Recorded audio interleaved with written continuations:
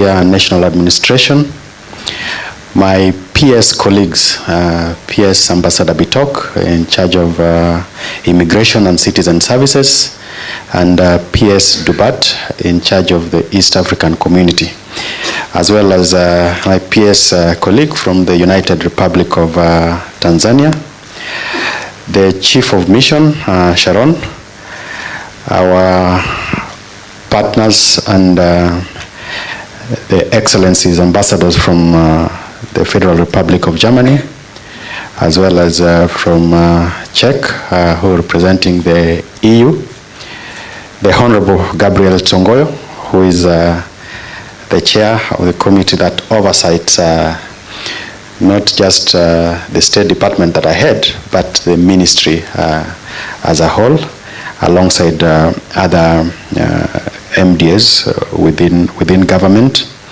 the heads of various delegations. And it's interesting to note that as we are discussing about border management, we have representation from all the countries that we share our borders with. To the east, we have Somalia. Up north, we have Ethiopia and South Sudan. To the west, we have Uganda. And then down south, we have Tanzania. And of course, our friends from the region. I want to say in a special way, karibuni, mjisikie mko nyumbani, because this is home. Now, let me also appreciate the teams that have worked together to ensure that we have this conference that will be running for the next 3 days. The team at IOM, the team at the BMS, and all the colleagues who work with us. Now, before I say much, let me introduce or ask the principal members of the BCOCC, which I chair, the Border Control Operations Coordinations Committee, to just stand up so that we can just acknowledge you in a special way. The principals, Bitok, Dubat, the DGs, and I know there are a number of representatives also here. Let's give them a round of applause. Thank you. Let's be seated. So ladies and gentlemen, good morning once again. Now, it's with great pleasure and profound honor that I want to welcome you all to this inaugural National Border Management Conference. And as we gather here today, we want to embark on a journey of collaboration, integration, and solidarity in the realm of border management. I want to extend my heartfelt gratitude to each one of you for gracing this occasion, and that with your presence and also with the unwavering commitment to help and support us secure our borders. Cabinet Secretary, ladies and gentlemen, the theme of this conference, as you've all heard, is on building on coordination and moving towards integration. And it serves as a beacon guiding our collective efforts towards a safer and more prosperous future. It encapsulates the essence of our shared vision, which is Mipaka Thabiti kwa Ustawi, which is a vision of seamless, coordinated border management systems that transcend boundaries, that foster integration and provide a firm footing for legitimate trade and movement of both people and goods in all ports of entry and exit. Indeed, we are in an effort to secure our borders and to facilitate legitimate trade and travel, not to restrain it. And Madam Sharon has put it in a way that I cannot overemphasize, that we must be able to strike a balance between facilitating trade and movement, but also making sure that we do it in a secure manner. As we delve into the proceedings of this conference, our foremost aim is to forge stronger bonds of cooperation among the diverse array of stakeholders involved in border management.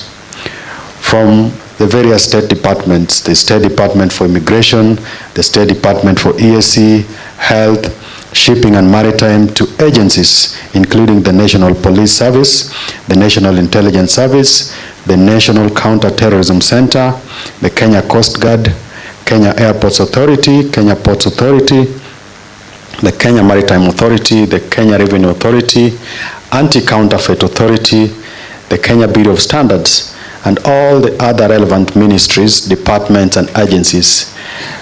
I want to reaffirm that each of you play a pivotal role in safeguarding our borders and upholding the rule of law.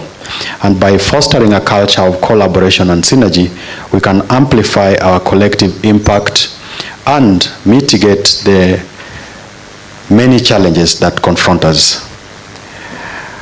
CS, allow me to highlight some of our most significant achievements since embracing this multi-agency approach at our ports of entry and exit. First is that we've been able to establish better and coordinated approach to data collection and analysis. This has translated to improved capacity and effectiveness in our individual and joint operations. Two is that through the enhanced sharing of information and resources among the various law enforcement agencies, it is now easier to identify and respond to threats that are of hybrid nature, including cross-border and transnational organized crime. And in this regard, we are progressively reducing the use of forged travel documents, illegal migration, human trafficking, smuggling of weapons, trafficking of narcotics, and money laundering, among other crimes. Third is that we have significantly improved clearance of persons at our points of entry and exit, and also increased the volume of trade, which is thanks to the smooth movement of people, reduce the visa-free regime, and we are progressively working to address the bottlenecks that has been occasioned by that process.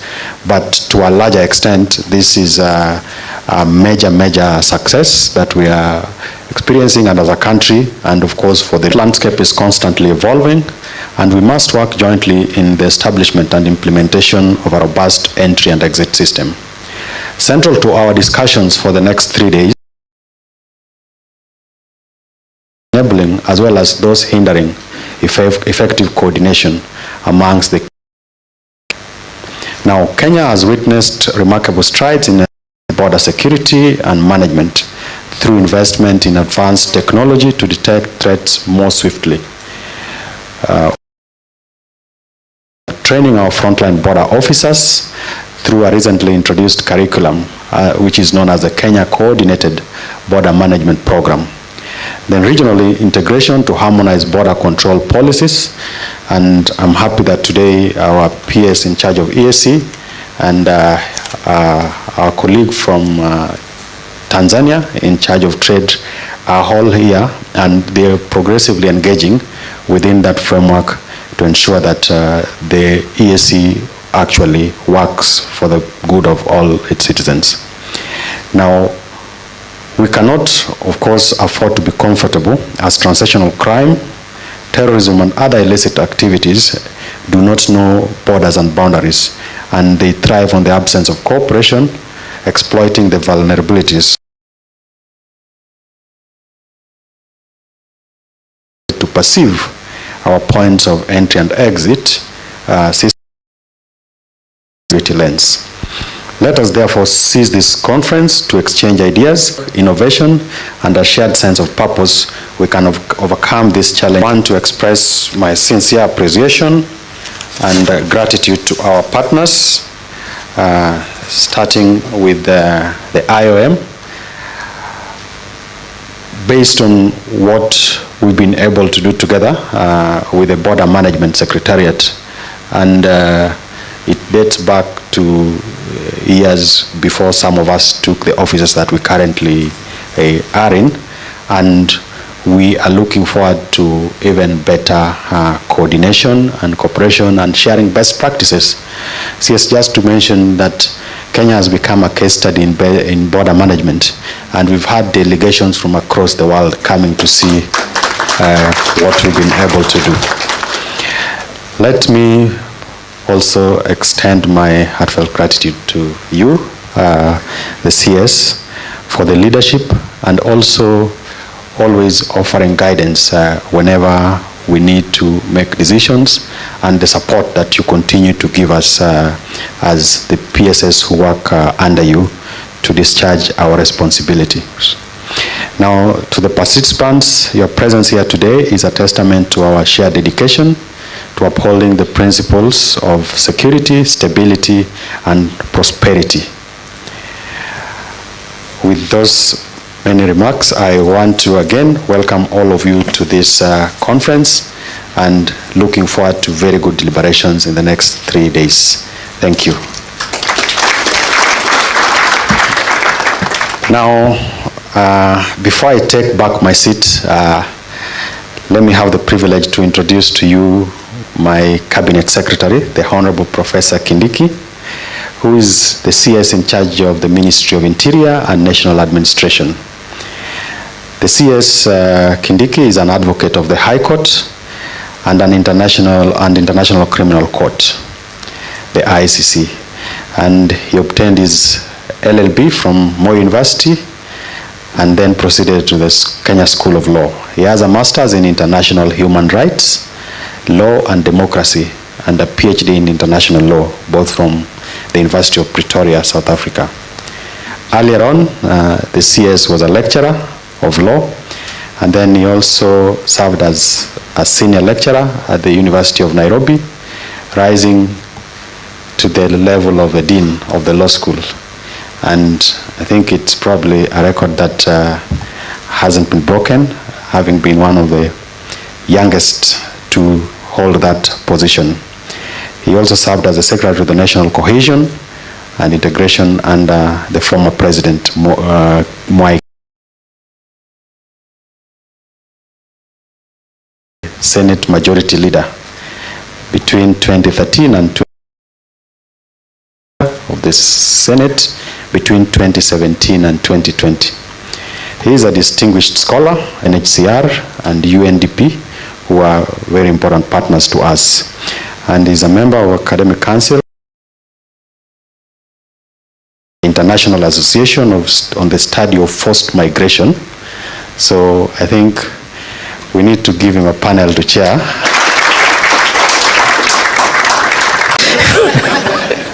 Because I don't know where you got that info. No, introductions can go either way. I saw when PS Raymond was introducing the members of the BCOCC, and then he said the principles.